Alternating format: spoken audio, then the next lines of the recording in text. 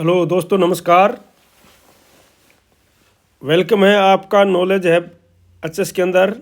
आज के इस वीडियो का जो विषय है, सबसे बड़ा मुद्दा ये है कि कर्मचारियों के लिए जो है, कर्मचारियों और पेंशनर्स का, कर्मचारियों और पेंशनर्स के बड़ा सवाल है।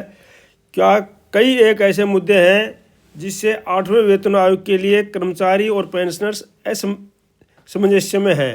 मतलब कुछ निश्चितता नहीं है, उनको पता नहीं है कि क्या मिलेगा क्या नहीं मिलेगा, कब से मिलेगा, कितना मिलेगा, एरियर मिलेगा नहीं मिलेगा, डीए मर्ज होगा कि नहीं होगा, फिटमेंट फैक्टर क्या होगा। बहुत सारे सवाल हैं जो कि टीआरस है, टीआरस के अंदर अनिश्चितता है, पेंशनर पहले तो सारी चीज़ें हैं। तो उन चीज़ों के ऊपर बात करेंगे, क्या कारण है जिसके अंदर जो है पेंशनर्स और कर्मचारी असमंजस में है। तो मैं आपको स्पष्ट कर दूं कि ये जो वीडियो बनाए जा रहे हैं, तो ये पूरा का पूरा एजुकेशन पर्पज़ के लिए, नॉलेज के लिए, इंफॉर्मेशन के लिए बनाया जा रहा है। किसी कोई मकसद हमारा नहीं है। तो साथियों, अगर इस चैनल में पहली बार आए हैं तो सब्सक्राइब जरूर कर लीजिए, लाइक कर दीजिए और शेयर कर दीजिए, क्योंकि इस प्रकार के इंफॉर्मेशन मैं आपके इस प्रकार के मुद्दे वीडियो के माध्यम से उठाता रहता हूँ। तो ठीक है, अभी देखते हैं इस के माध्यम से क्या केंद्र सरकार के कर्मचारी और पेंशन के साथ में वाकई ऐसा हो रहा है जिससे कि उनको लग रहा है कि हमारे साथ अन्याय हो रहा है या हमारे साथ सही हमारे को अपना हक नहीं मिल रहा है। तो ऐसा क्या कारण है, तो उन चीज़ों पर इस के अंदर मुद्दे इस वीडियो के अंदर बात करेंगे, उन चीज़ों को उठाएंगे। जैसे डीए मर्जर है, 8वां वेतन आयोग में देरी हो रही है। डीए मर्जर जो है सरकारियों का, केवल डीए को मर्ज होना चाहिए और ये बहुत समय से पहले जो है मर्ज होता आया है, लेकिन अभी नहीं हो रहा है। सरकार ने स्पष्ट मना कर दिया कि डीए मर्ज नहीं होगा। 8वें वेतन आयोग में देरी हो रही है। आपको पता है कि 1/1/26 से जो है 8वां वेतन आयोग लागू होना था, लेकिन अभी तो जो है उसके टीआरस फाइनल हुए हैं, अभी तो उनका ऑफिस भी सेटअप नहीं हुआ है। कब से होगा, फिर 18 महीने में रिपोर्ट आएगी, उसके बाद जो है सरकार जो है टाइम लेगी। तो इस प्रकार से बहुत सारी 8वें वेतन आयोग में देरी हो रही है।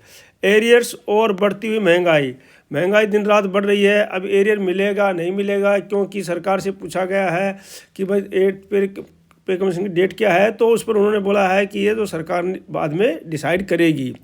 तो इस सब चीज़ों के सवालों के तथ्यों को हम समझते हैं एक एक करके कि कर्मचारी और पेंशनर्स वास्तव में जो है उनके अंदर अनिश्चितता का भाव क्यों आ रखा है। ठीक है नहीं। तो सबसे पहले सेक्शन 1 में है हमारा देश का सच क्या है, एम्प्लॉइज़ कौन है। हम बात करते हैं एम्प्लॉइज़ कौन है। तो देश में कर्म जो है 65 लाख जो है केंद्रीय कर्मचारी हैं और 69 लाख जो है पेंशनर्स हैं। 65 लाख जो है केंद्रीय कर्मचारी हैं और 69 लाख जो है ये पेंशनर्स हैं। ये सारे के सारे जो है जिन पर 8वां वेतन आयोग प्रभावित होना है। बॉर्डर पर जवान, सेना के जवान हैं, बीएसएफ के हैं, सीआरपीएफ, आरटीबीपी सभी जवान हैं। जो उसके बाद अस्पताल में स्टाफ है, जो गवर्नमेंट हॉस्पिटल हैं उनके अंदर स्टाफ है, ऑफिस में क्लर्क हैं। देश की रीढ़ की हड्डी यही है, यही इन्हीं से जो है देश चलता रहता है। कर्मचारी ही जो है देश को चलाते हैं। ठीक है नहीं। तो ये जो है देश को चलाने वाले होते हैं, ये एक देश का स्तंभ होता है। लेकिन सवाल है, क्या इन्हें समय पर न्याय मिल रहा है कि समय समय पर जो है इनको पूरा वेतन, पूरा सब कुछ, क्या पे वेतन की बढ़ोतरी, पे कमीशन, ये क्या मिल रहा है कि नहीं मिल रहा है। तो कुछ एक बातें हैं जिनके ऊपर हम विचार करते हैं। जैसे पहला डीए मर्जर, 30 साल पुरानी मांग चलती आ रही है, 30 साल से इतिहास चलता रहा है कि भाई डीए को हमेशा मर्ज होना चाहिए। कि जब भी महंगाई भत्ता 50% के पार जाता है तो उसे बेसिक में मर्ज करने की मांग उठती रहती है। 5वें वेतन आयोग में सिफारिश भी की थी कि जैसे ही डीए 50% जाएगा उसको मर्ज कर दिया जाएगा, और कई बार मर्ज भी हुआ है। आपने भी देखा है, हमने भी देखा, हम भी सर्विस करते थे तो उस समय कई बार डीए मर्ज भी हुआ है। ठीक है नहीं। तो लेकिन उसके बाद ये मांग अधर है। अभी इस बार जो है सेपिस में ये मांग नहीं मानी जा रही है। तो समस्या क्या है, डीए बढ़ता है लेकिन पेंशन, ग्रेजुटी, एचआरए उसी अनुपात में नहीं बढ़ते हैं। हाँ, जैसे डीए तो बढ़ता चला जाता है मान लो पे बेसिक के ऊपर, लेकिन एचआरए है तो ग्रेजुटी है, बाकी चीज़ें हैं वो उसी अनुसार रहते हैं जब तक उसमें डीए को बेसिक में नहीं मिलाया जाता तब तक, क्योंकि वो बेसिक के आधार पर मिलता है। अगर कोई कर्मचारी रिटायर होता है, पेंशन आता है, तो उसको ग्रेजुटी मिलती है बेसिक के आधार पर। लेकिन डीए को अगर मर्ज कर दिया जाता है तो ग्रेजुटी बढ़ जाती है। लेकिन अगर डीए को मर्ज नहीं किया जाता है तो ग्रेजुटी भी नहीं मिलती है, नहीं बढ़ती है। एचआरए भी मिलता है तो बेसिक के आधार पर मिलता है, जैसे परसेंटेज लगा रखा है 16, 24, 30, तो जो वो बेसिक के आधार पर है। तो अगर डीए तो बढ़ गया लेकिन उसके अंदर अगर उसको मर्ज नहीं किया तो वो क्या है, उसमें फिर एचआरए भी नहीं बढ़ा। कर्मचारी की लाइफ टाइम कमाई जो है प्रभावित इससे होती है, अगर डीए मर्ज करने से उसकी लाइफ टाइम। अब जो है सेक्शन 3 में क्या है, 7 सीपीसी खत्म हो गया है, 8 सीपीसी में देरी हो गया। हाँ साथियों, आपको पता है कि 7 सीपीसी का जो है ये 31 दिसंबर को ख़त्म हो गया। अभी 8 सीपीसी आ गया, लेकिन उसमें अभी तो 8 सीपीसी अभी काम करना शुरू भी नहीं किया हुआ। 8वें वेतन आयोग अभी काम करना शुरू भी नहीं किया हुआ है। 7वें वेतन आयोग जो है 31 दिसंबर 2025 को समाप्त हो रहा है यार, लेकिन 8वें वेतन आयोग की रिपोर्ट 2027 तक आने की संभावना है। उसके बाद सरकार लेगी, उसके बाद वो मिलेगा। तो इस गैप का असर जो है 1.5 साल से लेकर के 2 साल तक कोई लाभ नहीं है। कर्मचारी और पेंशनर्स महंगाई के भरोसे छोड़ दिए जाते हैं, ठीक है नहीं, महंगाई के ऊपर छोड़े जाते हैं। तो इस प्रकार से जो है ये देरी के कारण भी कर्मचारियों में निराशा है और कर्मचारी नाराज है और इस प्रकार के कमेंट्स करते रहते हैं। अगला सेक्शन 4 में क्या है, इम्प्लीमेंटेशन डेट। सबसे बड़ा सवाल है इम्प्लीमेंटेशन डेट का।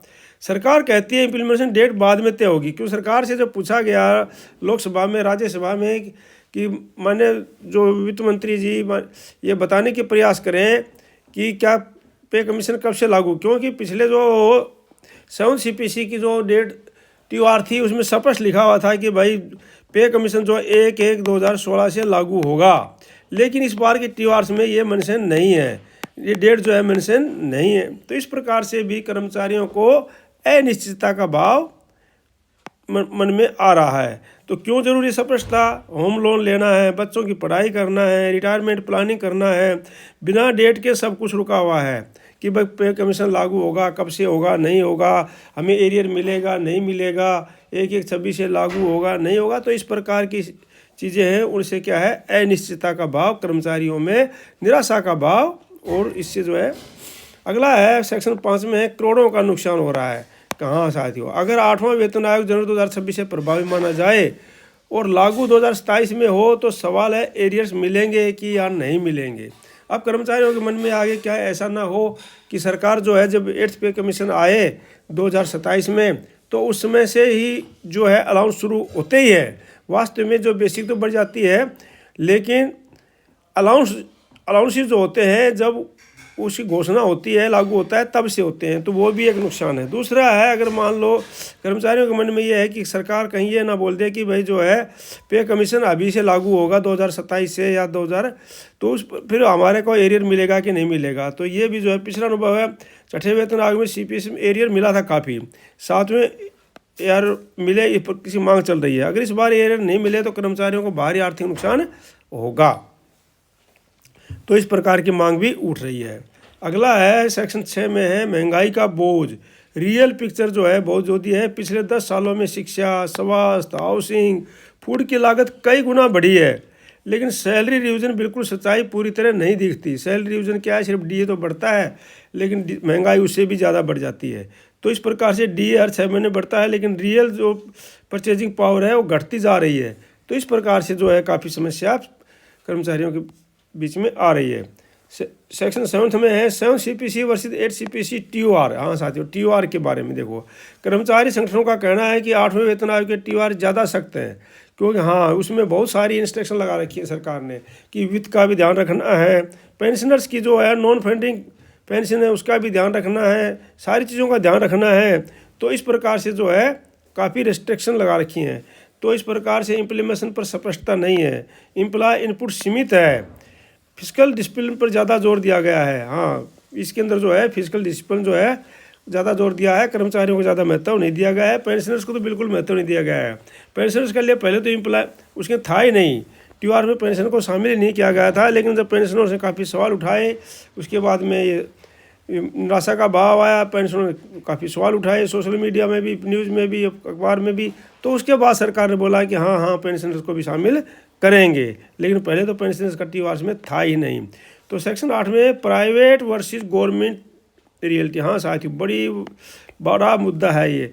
प्राइवेट के अंदर हर साल जो है सर्विस इंक्रीज होती है, बढ़ती रहती है इंक्रीमेंट, लेकिन गवर्नमेंट से 10 साल में सर्विस बढ़ती है, क्योंकि प्राइवेट सेक्टर में हर साल सैलरी रिविजन होती है, जबकि सरकारी कर्मचारियों को 10 साल इंतजार करना पड़ता है। गवर्नमेंट को पे कमीशन बढ़ाना पड़ता है, उसके बाद उसके ऊपर खर्च करना पड़ता है, ये बहुत सारी चीज़ें हैं। तो अगर कोई ऐसा मैकेनिज्म आ जाए जिससे कि कर्मचारियों की पेंशन भी 2 साल में 3 साल में बढ़ती रहे या 5 साल में बढ़ती रहे और ऑटोमेटिक बढ़ती रहे, पे कमीशन को बढ़ाना ना पड़े, तो उससे भी ज़्यादा क्या खर्चा भी बचे जाएगा और इनकी सैलरी भी रिविज़न हो जाएगी।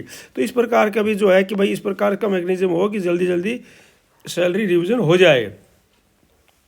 कंक्लूजन क्या है? सबसे बड़ा सवाल है कि भाई जो है देश सेवा करने वालों के लिए वेतन सिर्फ पैसा नहीं, सम्मान, सुरक्षा, डीए मर्जर, समय का 8वां वेतन आयोग, क्लियर डेट और एरियर से कोई मांग नहीं, बल्कि इनसे क्या है न्याय मिलना चाहिए, तो न्याय मिलेगा।